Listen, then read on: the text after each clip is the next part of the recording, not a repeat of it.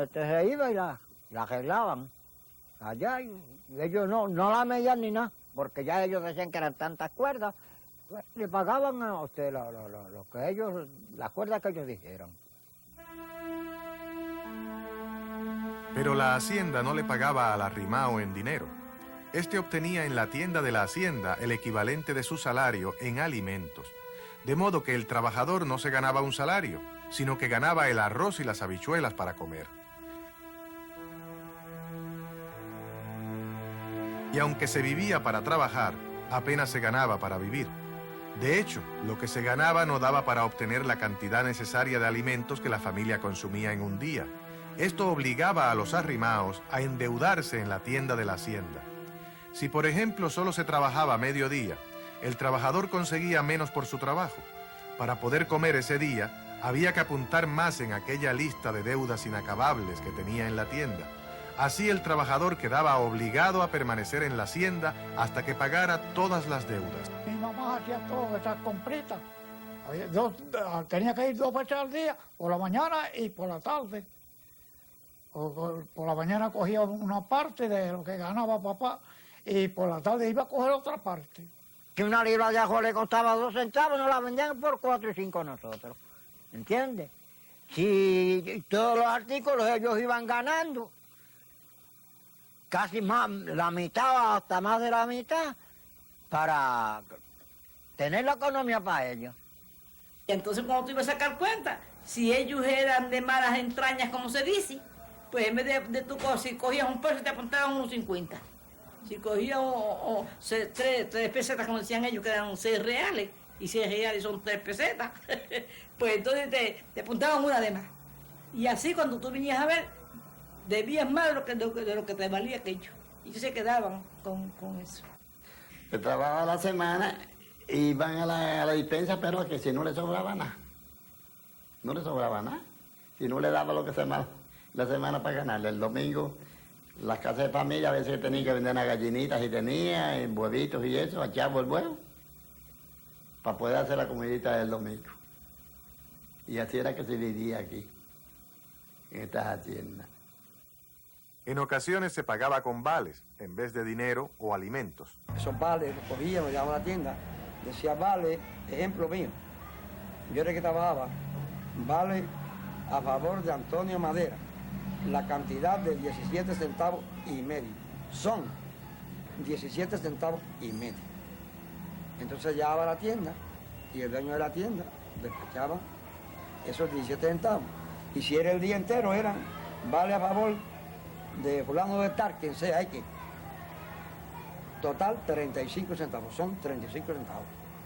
Y así era como, eso era para cogerlo en las tiendas, cuando ya hubieron las tiendas, porque antes eran las despensas.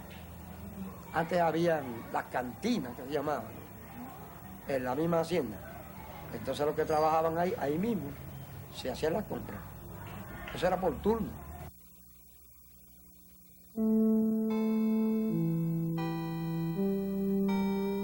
Esta práctica que se usaba en el siglo XIX, cuando no había mucha moneda circulando en el país, continuó en uso durante buena parte de este siglo, porque era provechosa para los hacendados. Los niños heredaban las deudas de sus padres en las tiendas, y hasta tenían que pagarlas con su trabajo desde muy temprana edad. Y así tuve como 2 años, ganando 5 chavos. Mamá quedó de ver 150 pesos aquí de cuenta. Y esos españoles no perdían nada, porque eso todo lo cobraban.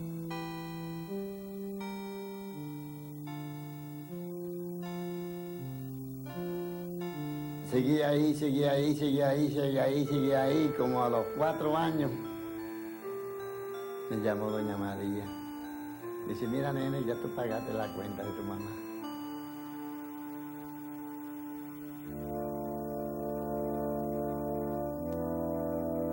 El endeudamiento fue un mecanismo utilizado por los hacendados para mantener su poder sobre los trabajadores arrimaos. También fue un modo que usó la hacienda para aumentar sus terrenos, ya que cobraba en tierras las deudas que contraían en la tienda los pequeños y medianos propietarios. el que tenía el pedacito de terreno de uno, pues se lo quitaban los que tenían la dispensa por las mismas porquerías que le vendían a uno.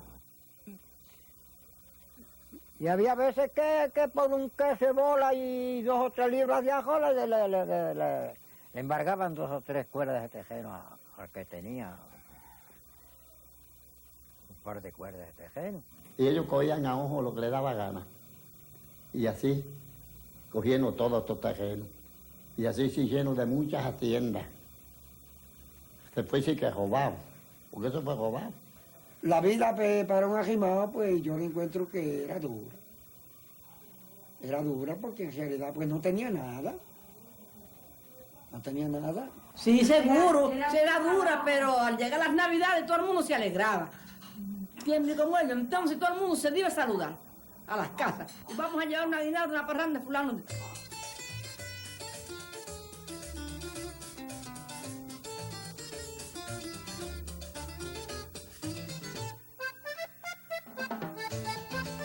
Y papá vaya que nos ponían a trabajar.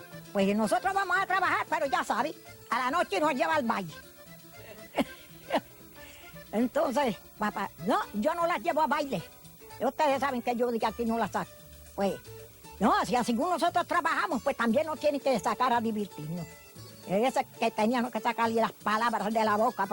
Entonces, cuando le daba pena, ese que le daba pena con nosotros.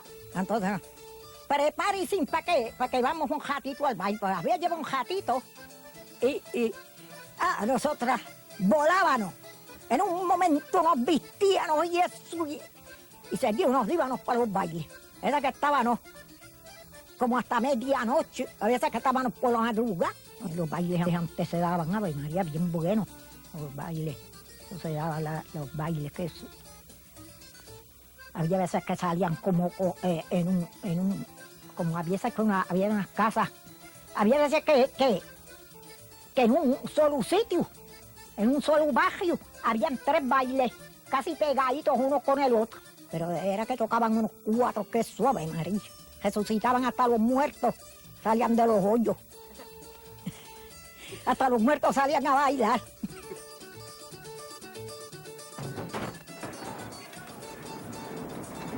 No todo era alegría en las celebraciones. A veces las fiestas terminaban como el rosario de la aurora. El licor se mezclaba con la rabia reprimida que tenían los trabajadores arrimados ante las condiciones de vida. Por eso cualquier gesto, mirada o acto de otro campesino en una fiesta podía ser interpretado como una ofensa que debía responderse con violencia. La víctima casi siempre era otro arrimado.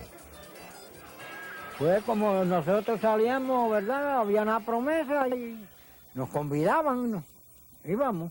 Yo sabía tocar guitarra, no muchísimo, pero sabía tocar guitarra y tocaba güiro y cantaba, bailaba, lo hacía todo.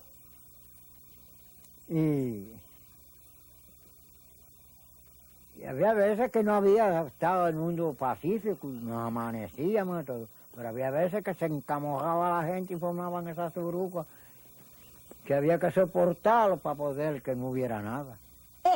Eso se formaban unas surucas que se daban palos de estos colores. Sí, antes sí. Y por cualquier cosa tenían una discusión y no era como ahora que todo es baba. No, entonces era que iba el puño, el pescozón o el palo, la puñalada. Ese coraje se alimentaba de las humillaciones que a diario soportaban los arrimados. Si usted era arrimado y se iba y cortaba por necesidad un racimo de guineo, lo cogían el capataz o el mayordomo, se lo decía el dueño de la hacienda y lo botaban. Que nadie podía hablar. Tenía que dar caer, que no le gustara, irse de la tienda. Lo que tenía que hacer. Desocupar la casa y seguir andando. El que no le gustaba. Pero como todo el infierno de Candela, donde quiera que iba era igual, tenían que aguantar, tío, aguantar. Como estaban todos combinados, todos los dueños de la tienda, pues uno tenía que humillarse, aguantado. Por la necesidad los obligaba. El hambre, la necesidad, el hambre los obligaba teniendo que aguantar. Porque yo pasé hambre que en esta casa no cabe. Y ahí no se sentía nada, cantando. Para la gente deleitarse y estar más tranquilo, pues el que sabía cantar, seguía cantando décima en el trabajo. Pero eso de reunirse a hablar algo así, nada, allí no se podía hablar nada. Aunque los trabajadores arrimaos tenían muchas razones para luchar y cambiar las injusticias en sus vidas, les fue muy difícil organizarse, porque entre otros factores vivían dispersos por los montes, sin instrucción, sometidos a una terrible explotación y dependientes de la voluntad de los hacendados. Sin embargo, después de la guerra del 98, es decir, la invasión de los norteamericanos a Puerto Rico, se dio otra guerra, la de los llamados tiznaos o las partidas sediciosas. Estos eran grupos de arrimaos y pequeños propietarios que asaltaban las tiendas de despacho para robar comida y quemar los libros donde estaban apuntadas las deudas eternas.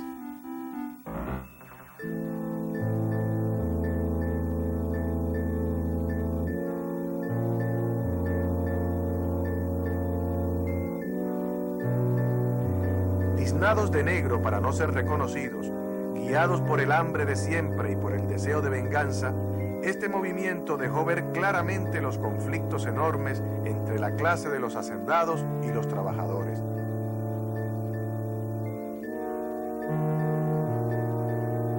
Así se desvanecía la idea de que los trabajadores del café eran sumisos y obedientes, incapaces de luchar por ellos mismos.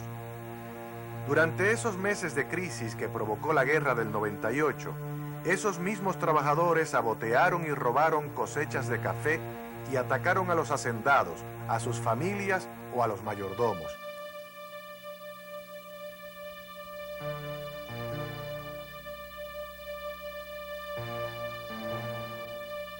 Por su parte, las autoridades militares norteamericanas persiguieron y capturaron a los tiznaos y condenaron a algunos a la cárcel e incluso a otros a la horca.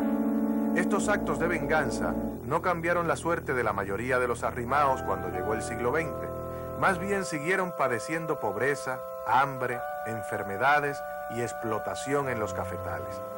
Por eso algunos pensaron que la única salida que les quedaba era emigrar a las costas, a las ciudades o finalmente irse de la isla, sin saber si habría algún día el regreso.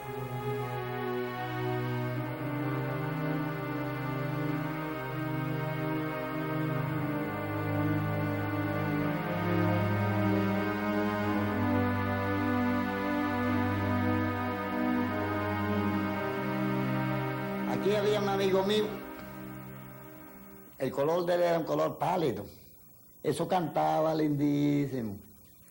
Y ahí, donde precipita el puente ese que está al lado allá, eso era una vega de café, y todo esto. Menos esa vega siempre era malojilla, para las mulas.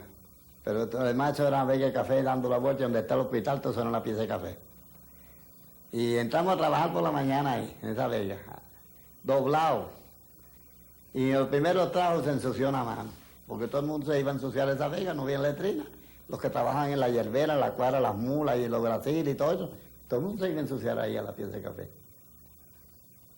Y coge el machete y le da contra una piedra acá, atajo lo hizo cantito. Y se echó una maldición que el día que volviera a coger un machete por sus manos, para jalar unos manos, que de primer tajo le tumbara un brazo. Y se pareció el muchacho. Y no lo volvimos a ver.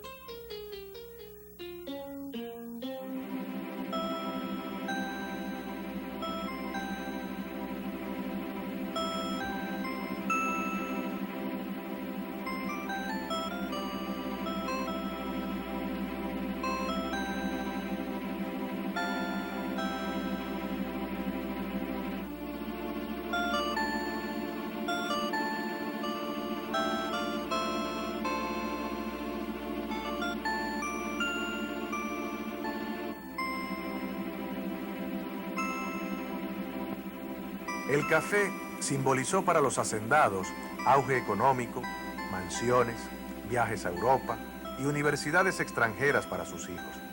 Todo esto fue posible gracias al trabajo de los arrimaos. En cambio, para el arrimao, el café no significó progreso. Solo fue un